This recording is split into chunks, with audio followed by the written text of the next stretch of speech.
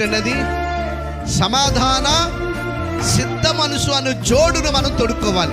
అంటే దేవుని మందిరములోకి వచ్చేటటువంటి ఎవరైనా సరే ఏం కలిగి ఉండాలి చెప్పండి? సమాధానము కొరకు రావాలి. దేని కొరకు రావాలి?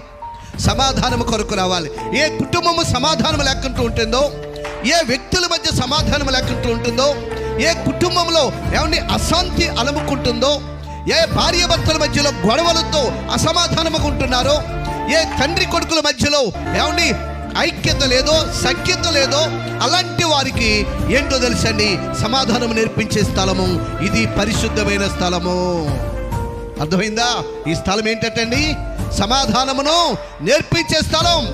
మనసు పెట్టాలి, మనసు నిలపాలి, మన మనసుని ఇక్కడ కేంద్రీకమైన ఉంచాలి. ఎందుకో తెలుసండి? మనము సమాధానం అనేటువంటి సిద్ధ మనసు జోడును తొలుక్కోవాలి. అంటే మన మనసు ఎప్పటికప్పుడే సిద్ధ మనసు